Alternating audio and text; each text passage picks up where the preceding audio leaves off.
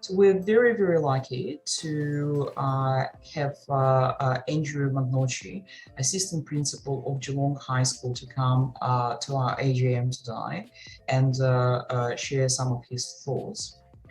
Andrew is highly accomplished. In 2020, he won the Victoria Top Public Education Prize. Well done, Andrew. Unbelievable. The Lindsay Thompson Award for Excellence in Education. And he took out the Outstanding Secondary Teacher Award for his work leading Mordialloc Secondary College Literacy Program and the Lindsay Thompson Award for Excellence in Education after being judged the Most Outstanding Category Award winner. Andrew has recently moved to Geelong High School and is the school coordinator who works with our local liaison officer, Sally. So Andrew knows our work, and Geelong is one of the 2 secondary schools where our new transition mentor program will operate in 2022. So Andrew, welcome, and thank you for coming along. We are very excited to hear from you. Thanks very much, Diana. I hope I'm up to expectations. That was a very big introduction. Look, thank you for having me today. It is a great honour to speak to an audience of people who give so much back to school communities and our young people. I want to convey a huge thank you to you all on behalf of all the schools you support. We greatly appreciate it, and our students greatly appreciate it as well. I've been at Geelong High School for only a short time, but I've already seen the impact Sally and the EdConnect team have had over the years, and we can all see what a pivotal role they are going to play as we open up and recover from what has been, at the very least, an interesting time. I've been asked to speak to you today about what remote learning has been like from a teacher's perspective. Firstly, let's talk about the impact on students. There were some who very early on had their whole lives turned upside down, not just by remote learning, but the whole pandemic. When remote learning first happened, there were some families who, with no confirmed prospect of financial aid and all sorts of misinformation circulating in the media, immediately closed their small little family business, cancelled their rental contract and moved into a place where they didn't have internet access.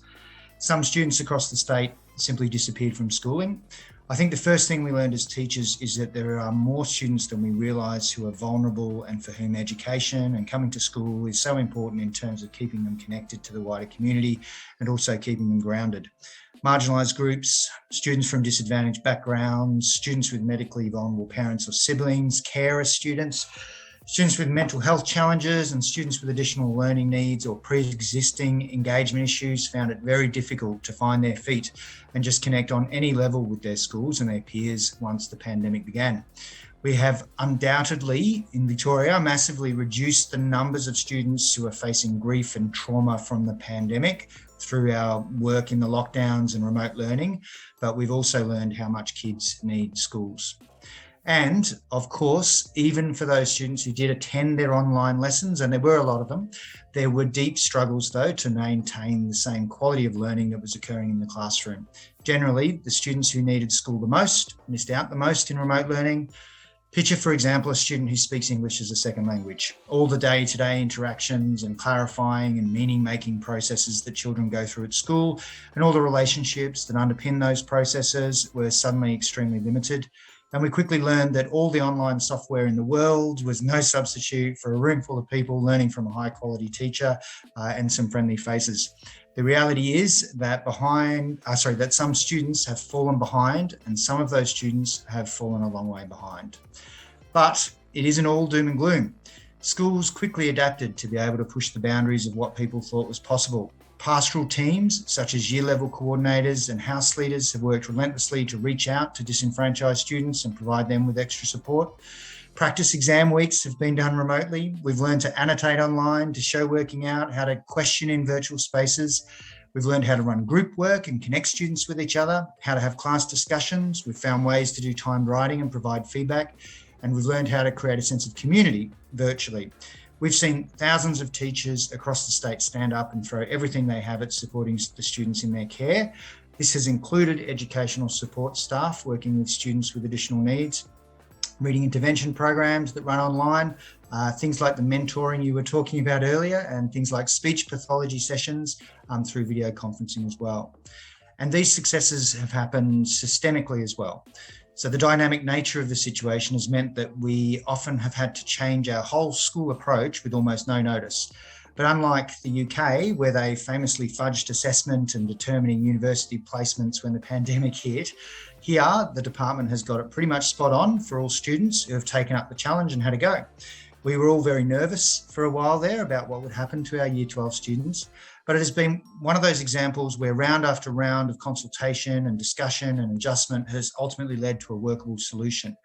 The process for consideration of disadvantage in Victoria has been complex and layered, but few schools have found issue with the outcomes in the end.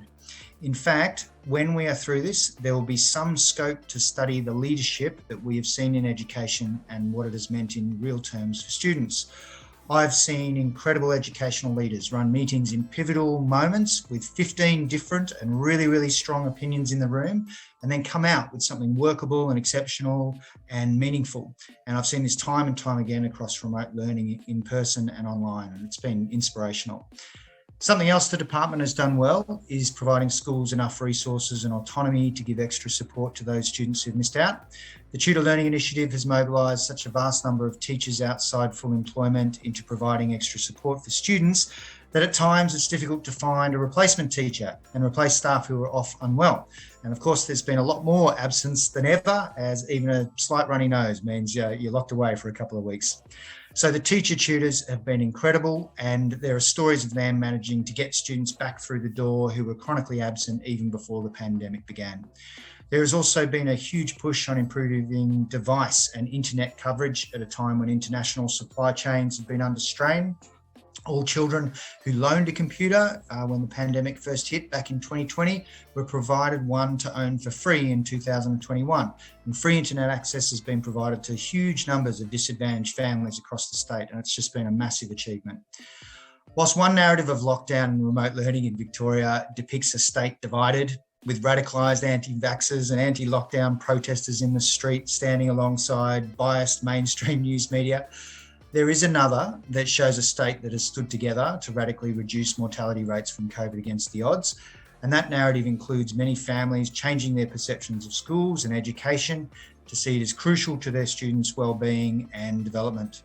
Because of the great things that teachers and support staff have achieved, and because of the funding support backing that up, most of us know numerous kids and families who have totally rethought their relationship with education. There is a hidden story here, I think, that isn't necessarily being told yet about people going above and beyond to look after one another. And though it isn't in the news, it is there. And what has happened in remote learning in many ways embodies that.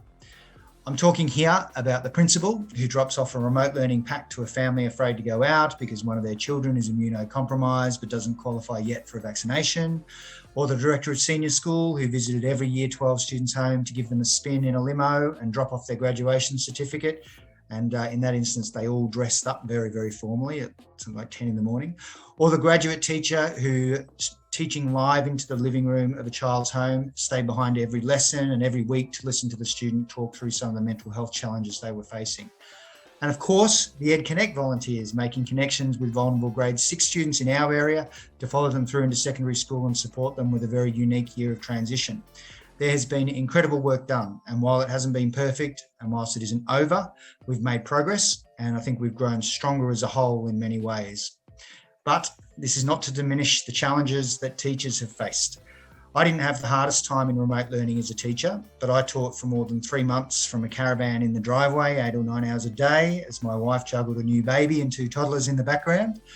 All of us in the profession here know teachers who, might have lost family members, who lived in apartments, teachers who were stressed and powerless to help a student whose parent was clearly under strain in the background of our video conference, teachers who were on their own for extended periods or cut off from family, when the family was vulnerable and needed them even, teachers who have delayed their marriage, and teachers who have held all this together and still shown up every day to teach their children.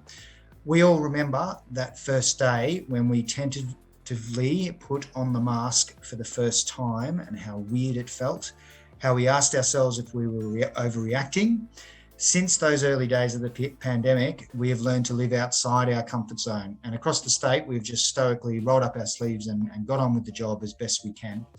And now we're on the cusp of opening up. Tomorrow morning, we will have all the students on site for the first time in a long time. And at the very least, it too is going to be very interesting. We don't know exactly what it will be like. But again, as the challenges present themselves, we'll roll up the sleeves and we'll get stuck in again.